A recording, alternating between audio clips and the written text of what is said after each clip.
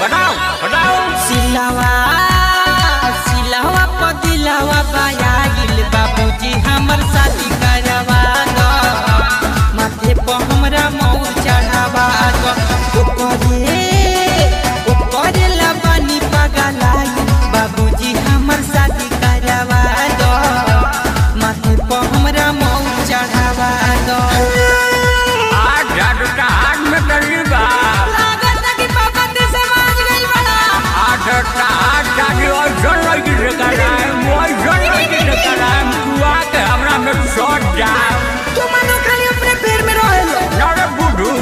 अपना कुल खानदान में सो जावे तो ऐसा बोला ना जल्दी करो बर्दाश्त लेके हो लेके बायंडा यौरी बाजा बनावा के राजा सारा का पूरा दो हो।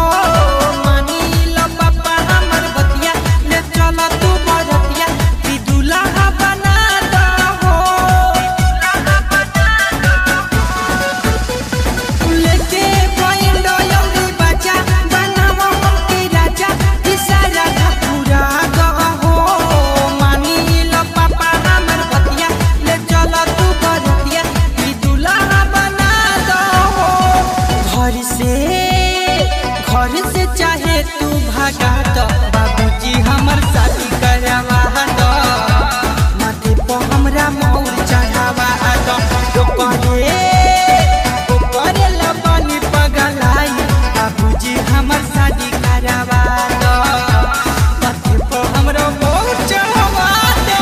पापा एक बात कही हमर शादी करा दो। हमर 1 इंच के लड़का भैया सन अंदर के दादा कइले छ। अरे बाप रे देख ध्यान हो काटे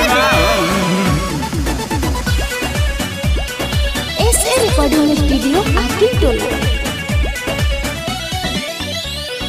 घंटी दीपक लगी अर्षद सुबह सयौरी नीरज दीपन गइले पापा हो। मुंगन कुआरे ये बाबू खत्म भइल काबू कि हमारा बुझाता हो। मत भैया मैं क्रिएट कोई काबू। घंटी दीपक लगी अर्षद सुबह सयौरी नीरज दीपन गइले पापा हो।